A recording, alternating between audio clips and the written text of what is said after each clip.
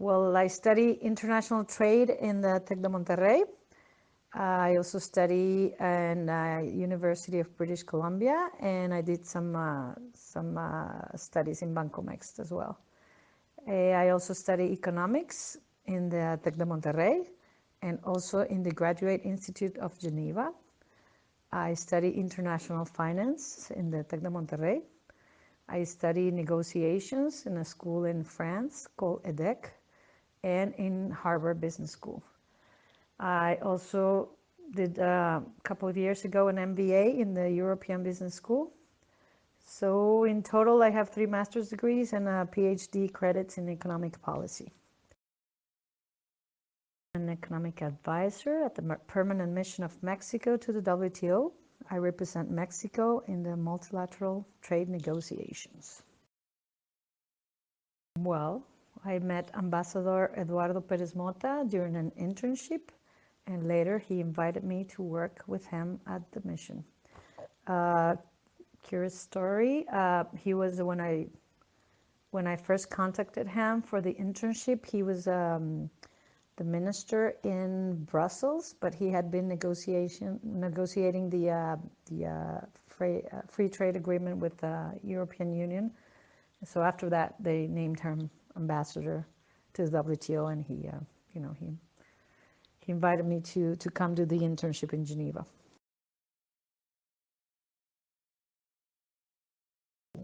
Well, I am a negotiator, and I also manage the mission, overseeing the administration. I do public relationships work for the ambassador and the mission, press, events, etc. I'm also the delegation coordinator with the WTO. I do strategic coordination during the ministerial conference. So if you think I do too much, it's because I do. We don't have a lot of people at the mission, so we kind of have to oversee a lot of topics, each of one of us. The mission represents the interests of Mexico when negotiating agreements aimed at reducing obstacles to international trade and also ensuring a level playing field for all. And with that, we contribute to economic growth and development. We also contribute to building and providing a legal and institutional framework for the implementation and monitoring of these agreements. So basically, the WTO has multilateral trade agreements. What's the difference between the bilateral or regional agreements? That we have the whole world here. We have 162 countries present, so this makes it negotiations between many countries as opposed to bilateral or trilateral or regional agreements. We also participate in a dispute settlement with other countries where there is a problem arising from their interpretation, and when there is a problem, arising from the interpretation or application of any of the agreements of the WTO. It's like a court where we sue other countries and other countries sue us sometimes. So it's just like a court for trade issues. So we do have this agreement that we negotiate, but then if somebody doesn't comply with the agreement or we have a problem with it, so we take them to court or they take us. My role is a negotiator, usually with topics including trade and development, market access, and budget, finance, and administration. Well, I can think of many, but one in particular comes to mind that will probably serve you as a learning tool. Well, I don't know. One time I was facing a port authority in Antwerp, Belgium, and the guy literally crashed me with his preparation compared to mine. I mean, he knew everything about me, the history even of my last name. He had analyzed my signature and therefore my personality. I mean, he had all kinds of data and statistics from my country, my city, my port, everything. I mean, it was just amazing the kind of preparation he had and the kind of knowledge he had. I thought I had prepared myself, but it was nothing compared to this. So at the end, I got out of there with nothing to show for my boss, but a whole lot to learn for me. This was my very first time at a negotiating table.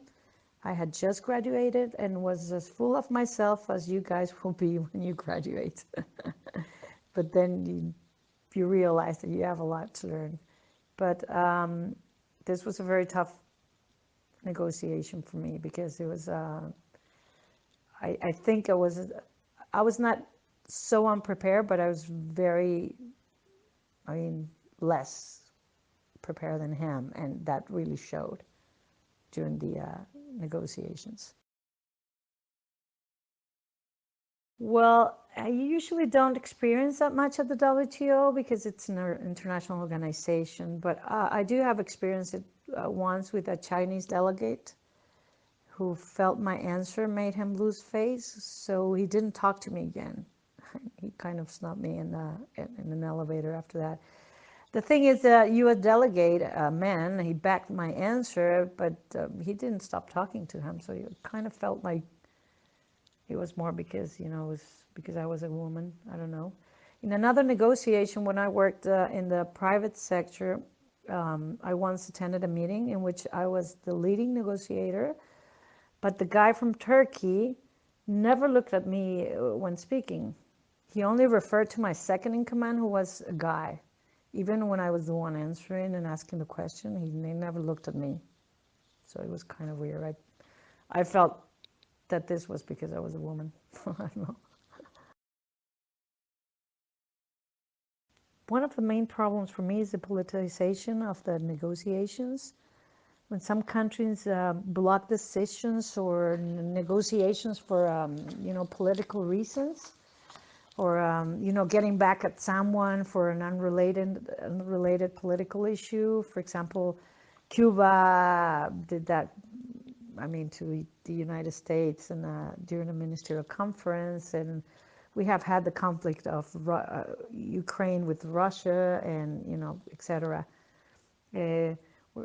Sometimes, just because they want to achieve negotiating power or to get something else in exchange, I don't know, or they're looking for special interest instead of true economic reasons, It's just they politicize the whole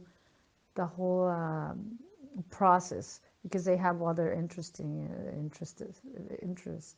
instead of just the economic reasons that should be regarding trade. And when another point is cultural differences, ways to see the world. For me, in my perspective, India loves to block for the sake of it. I don't know why, this is just my experience. It's kind of a conflictive drama culture, and China as well, because they tend to see negotiations as a zero-sum game and feel they are powerful enough to get better deals than the little ones, but troubled and undeveloped enough to receive breaks and special preferential treatment from the big ones. So those kind of the aspects that I find more, problematic recently, especially. I will say that totally depends on the length and the size of the negotiation. Negotiations, more often than not, can take a long time, and just the physical strain of active negotiating can wear a single person down quickly.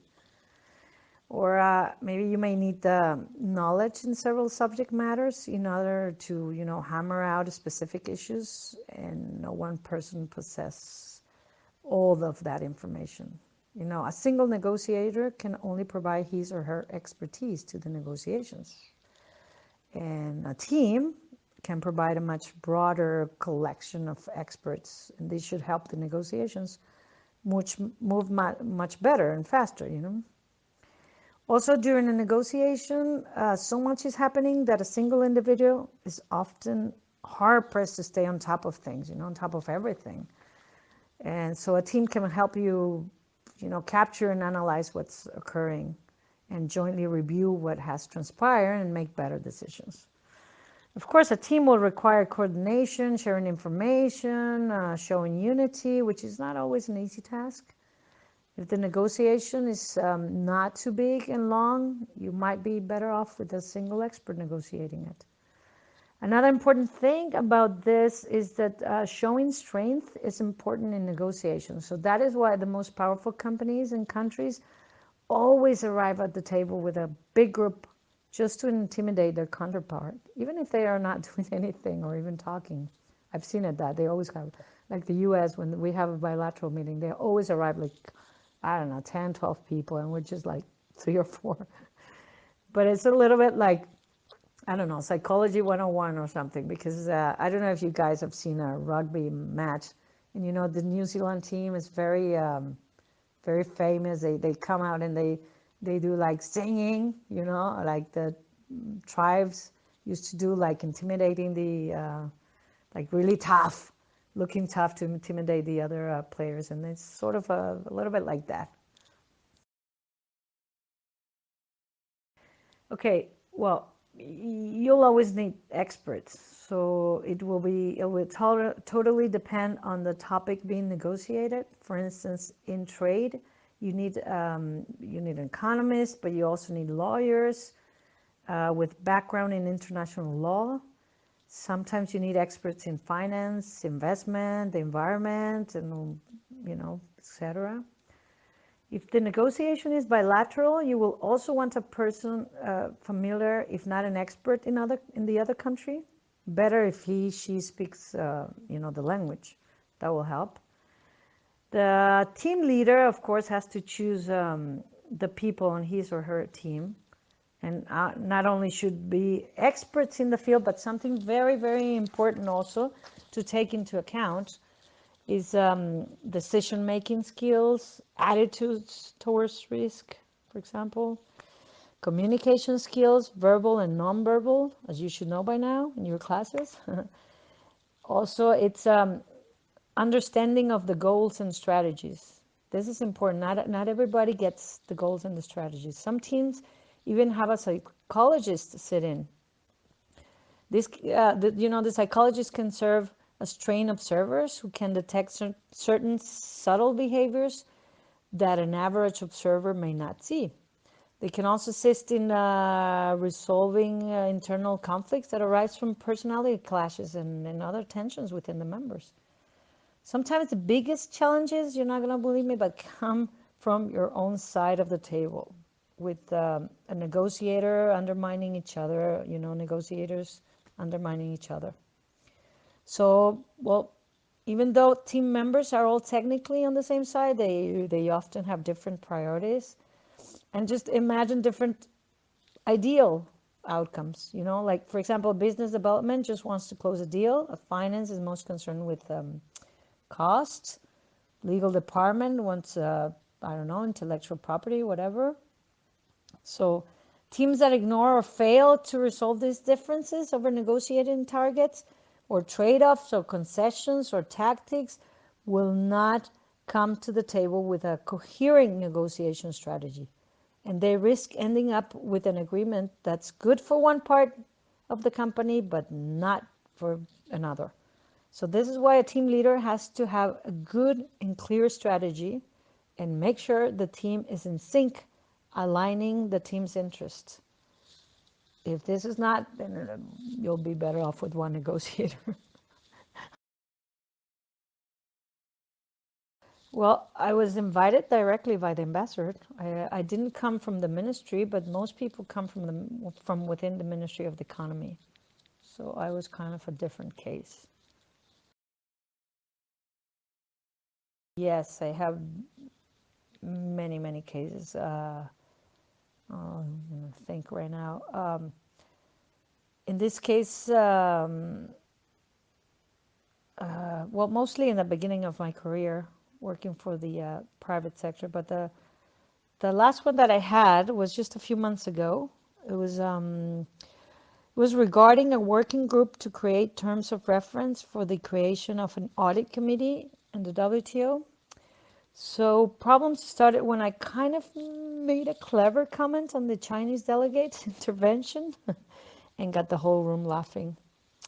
The Chinese delegate felt he lost face and blocked all the work we had done for 9 months of negotiations. So in the end, we didn't get the document done, and I will always wonder if I would have been more sensitive towards the approach of the situation. Maybe if I would have been, more sensitive, the situation would be different. Maybe things would be different, gone differently. Maybe not. Who knows? I mean, I wasn't the only delegate in the room, but I was, very worked up by the unfairness of the Chinese position, and so I let my feelings cloud my judgment.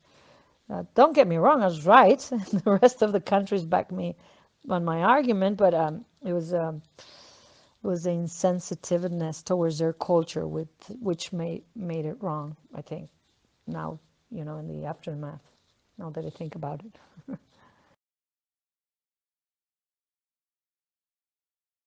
Absolutely. This is this is probably one of the things that is not what most teams focus on, but it is, I think, one of the most important things.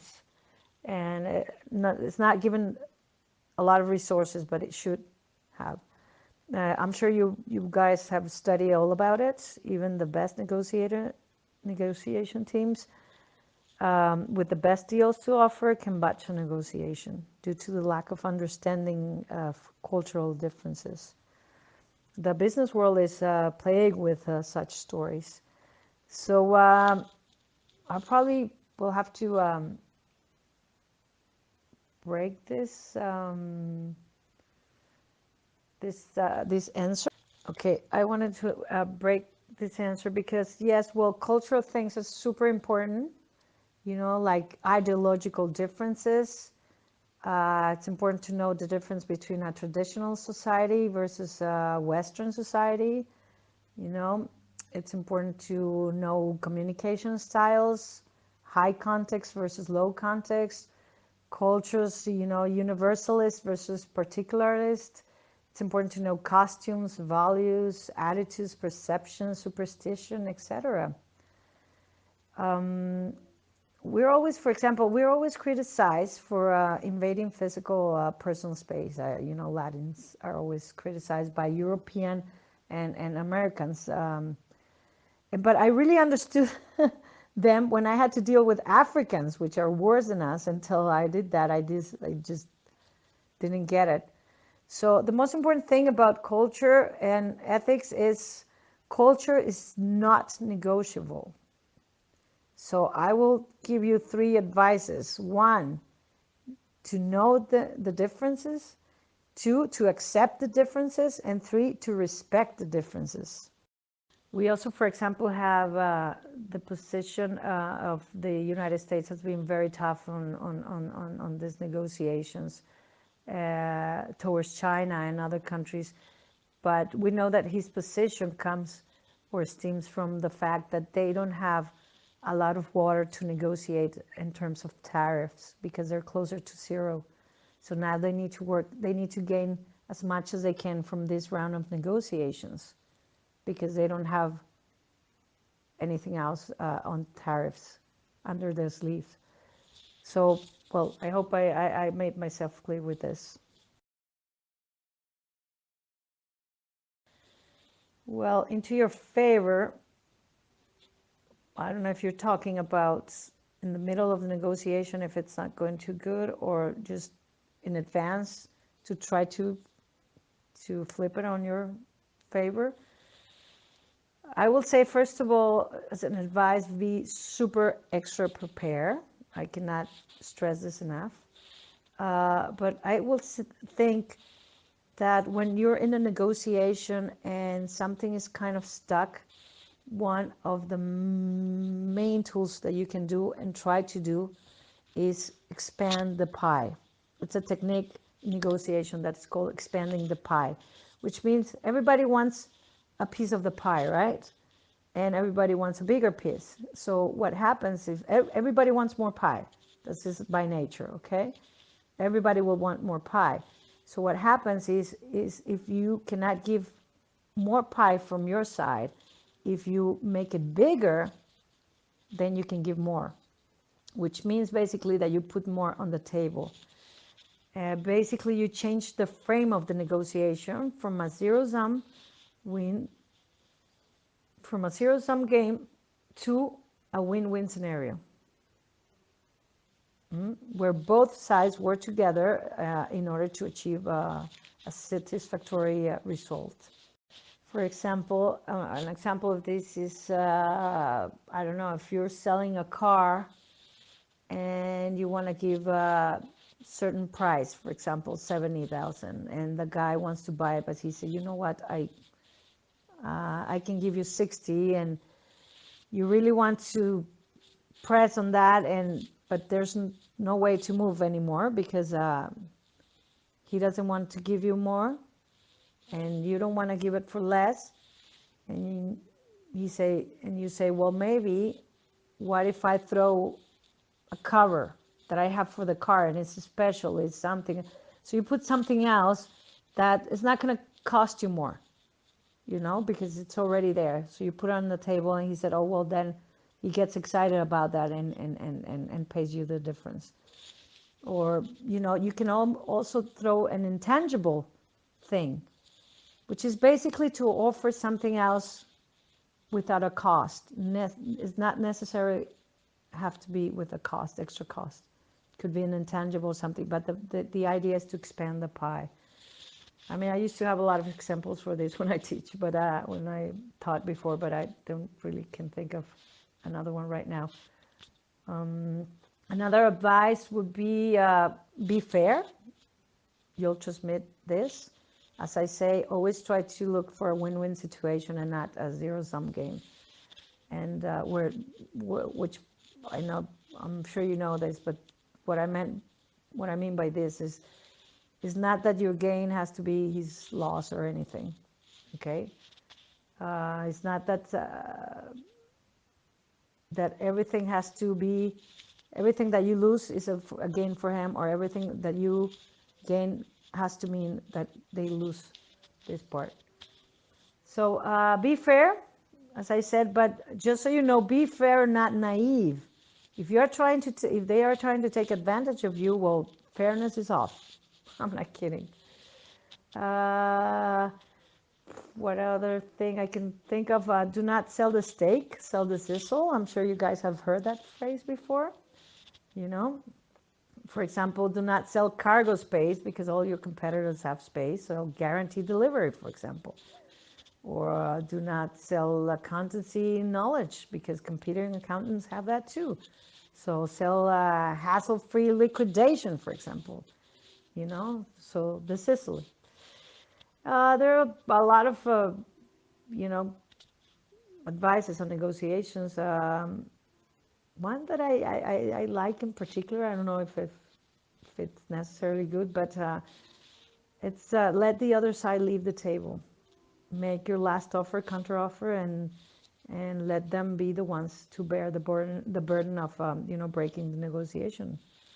They might come back or not, but just as a principle, I'll do it, because it gives you kind of a more power of negotiation.